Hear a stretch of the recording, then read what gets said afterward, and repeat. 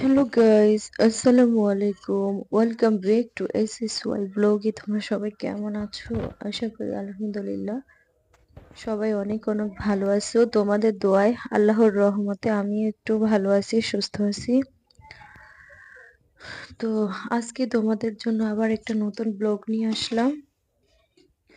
তো গাইস, আমার মায়ের কথা শুনে না একটু কেমন জানি লাগলো, মানে কষ্টও লাগলো, একটুখানি কষ্ট না, অনেকটাই কষ্ট লাগলো।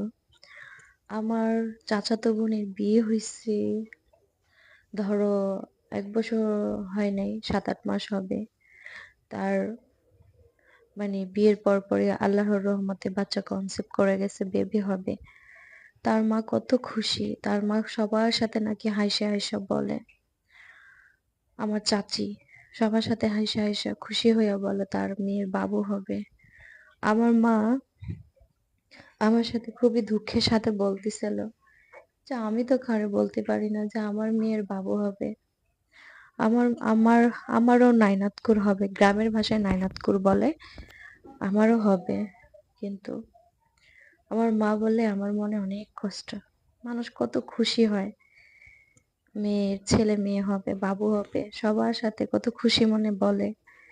তা আমি তো বলতে পারি না যে আমার মেয়ের বাবু হবে। আমার সেদিন বলতেছে কবে হবে মা।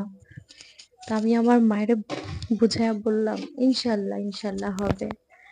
আপনারা আমার জন্য মন থেকে দোয়া করবেন। আমার আব্বা মন থেকে আমার জন্য দোয়া করব। আমার মা আমার জন্য মন থেকে দোয়া করব। ইনশাল্লাহ আমাদেরও বাবু হবে। আমার মাও সবার সাথে বলতে পারবো। তাই না গাইস, বলো? একদিন আল্লাহ পাক রব্বুল আলামিন আমাদের মনের আশা পূর্ণ করবে। আমার মাও গর্ব করে তখন বলবে যে আমার মেয়েরও বাবু হবে। আমার মায়ের এই কথাটা শুনে মানে আমার চোখ দিয়ে টপ টপ করে পানি পড়তেছিল, যে আমার মা কত কষ্টের থেকে, কত দুঃখের থেকে কথাগুলা বলছে। যে মানুষ কত আনন্দ করে, কত ফুর্তি করে যে তার মেয়ের বাবু হবে, আর আমি তো কিছুই করতে পারি না। আমার মা কষ্ট পায় আর পরও আবার সবসময় আমাকে বুঝায় যে দেখো, ইনশাল্লাহ একদিন আল্লাহ আমাদের মনের আশা পূর্ণ করবে। আমার আমার মা বাবার দোয়া আছে, আমার ফ্যামিলির প্রত্যেকটা মানুষের দোয়া আছে, আমার শ্বশুর বাড়ির ফ্যামিলির মানুষের প্রত্যেকের দোয়া আছে। ইনশাল্লাহ আমার শ্বশুর শাশুড়ি সবার দোয়া আছে। ইনশাল্লাহ আল্লাহ আমাদেরকেও একটা বাবু দিবে, আশা করি। আমার শ্বশুর যখন মারা গেছে, আমার একটাই কষ্ট গাইস, যে আমার হাজবেন্ড একটা ছেলে মাত্র। আমার শ্বশুর তার একটা ছেলের ঘরে একটা নাতি নাতনি দেখা যেতে পারে নাই। এখন আমার শাশুড়ি বৃদ্ধ, ওরা বৃদ্ধ, বয়স্ক, কখন জানি মরে যায় কোনো ঠিক নাই। খুবই অসুস্থ, বিছানায়। তোমরা তো সবাই জানো, তোমাদের সাথে আমি বলি শাশুড়ির কথা অনেক সময়। গাইস, মনের মধ্যে একটাই কষ্ট, একটাই আঘাত, সেটা হলো যদি শাশুড়িও মরে যায় না, এই কষ্টটা কখনো ভুলতে পারবো না গাইস। যে আমাদের সন্তান না দেখে, তার একটা মাত্র ছেলের ঘরে সন্তান না দেখে তারা দুজনে পৃথিবী থেকে চলে গেল। আমার 6টা ননস আর আমার হাজবেন্ড একা। কিন্তু আমার ননসদের ঘরে প্রত্যেকেরই বাবু আছে, সবারই আল্লাহ দিলে ছেলেদের মেয়েদের প্রত্যেকেরই বাবু আছে, তাদেরও প্রত্যেকের বাবু আছে। কিন্তু আমাদের সাথে আল্লাহ পাক কেন এরকমটা করলো আমি সেটাই বুঝতে পারি না। তারপরেও নাকি আল্লাহ যা করে সবসময় মানুষের ভালোর জন্যই করে। এটা না, এই কথাটা না অনেকেই বলে যে আল্লাহ পাক রাব্বুল আলামিন আমাদের লাইফের সাথে, আমাদের জীবনের সাথে যেটা করতেছে, যেটা ঘটতেছে, এটা নাকি ভালোর জন্যই করতেছে। তো শুকরিয়া তো আদায় করি যে আল্লাহ তুমি যা করবা আমাদের ভালোর জন্যই করবা। যখন এই যে মায়ের মনে এত বড় কষ্টটা, শ্বশুর শাশুড়ির মনে কষ্ট, শ্বশুর কষ্ট নিয়ে পৃথিবী থেকে বিদায় হইল, শাশুড়িও অসুস্থ বিছানায় পড়ে থাকে সব সময়। প্রত্যেকটা মানুষ আশা করে আছে আমাদেরকে আল্লাহ একটা সন্তান দিবে। প্রত্যেকটা মানুষ আশা করে আছে আল্লাহ আমাদেরকে একটা বাবু দিবে, আমাদের একটা বাবু হবে। তো এই আশাটাই না, যখন আমার মানে কেউ বলে, আমার এত কষ্ট হয়, আমি আমার চোখের পানিগুলা তখন ধরে রাখতে পারি না। আমার তখন এতটা কষ্ট হয়। আমার মা কত মনে মনে কষ্ট পাইতেছে, তাই না? মায়ের কষ্ট তো আর আমি দূর করতে পারবো না, বলো?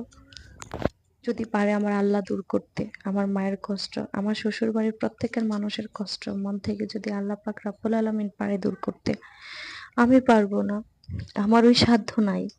আমার আল্লাহ চাইলে সবকিছুই সম্ভব, সবকিছুই হবে আমার আল্লাহ রাসূল চাইলে।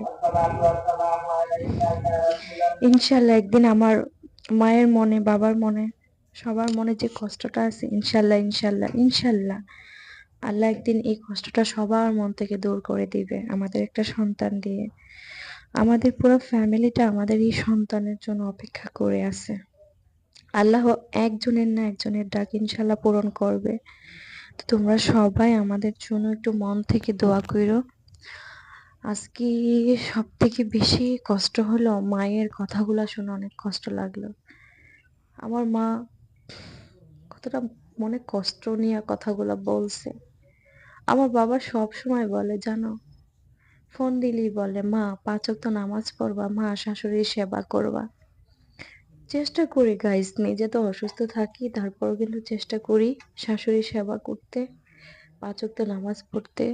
এই শীতের মধ্যে না আমার অনেক কষ্ট হয়ে যায়, কারণ আমার একটু শ্বাসকষ্টের প্রবলেম আছে, তো ঠান্ডা দিয়ে আমার একটু কষ্ট হয়ে যায় চলাফেরা করতে, কাজকর্ম করতে। তো কি করব, কিছু তো করার নাই, নিজের কাজকর্মগুলো তো নিজেকেই করা লাগে, বলো? গ্রামে তো আর কোনো মানুষ পাওয়া যায় না যে কাজের লোক আছে, কাজের মানুষ পাওয়া যায়। গ্রামে তো আর এরকম হয় না। তো আজকে 4-5 দিন ধরে তো প্রচন্ড ঠান্ডা, শ্বাসকষ্টটা একটু বেড়ে আছে। তো প্রতিদিন রাত হইলে তোমাদের মোনাস্টিন, যাদের শ্বাসকষ্ট আছে সবাই তো চিনো, মোনাস্টিন প্রতিদিন একটা করে খাই রাতে। তো আল্লাহ পাক রাব্বুল আলামিন মানুষের যেভাবে রাখে ওইভাবে থাকতে হবে, কিছুই করার নাই, আমাদের হাতে কিছুই নাই। আল্লাহ পাক রাব্বুল আলামিন আমাদের যেভাবে রাখবে আমাদের সেভাবেই থাকা লাগবে। তো তোমরা কেউ আমার ভিডিওগুলা খারাপভাবে নিবা না প্লিজ। সবাই পজিটিভলি আমার ভিডিওগুলা নিবা, সবাই পজিটিভ ভাবেই নিবা। কেউ মানে ভিডিওগুলা খারাপভাবে নিবা না, তোমাদের কাছে আমি অনুরোধ করতেছি। তো সবাই আমার জন্য একটু অন্তর থেকে দোয়া করবা। আমার হাজবেন্ড আসবে, যখন আসবে তখন অবশ্যই বলবো যে আসছে বাড়িতে, কিন্তু এখনো শিওর হয়নি যে উনি কবে আসবে। তা আসলে আমরা সবাই তার জন্য অপেক্ষা করে আছি। বিশেষ করে আমি আর তার মা তার জন্য অনেক অপেক্ষা করে আছি যে আমার হাজবেন্ড বাড়ি আসবে। আমার মানে হাজবেন্ড নয় তো পৃথিবীতে কিছুই নাই, তাই না?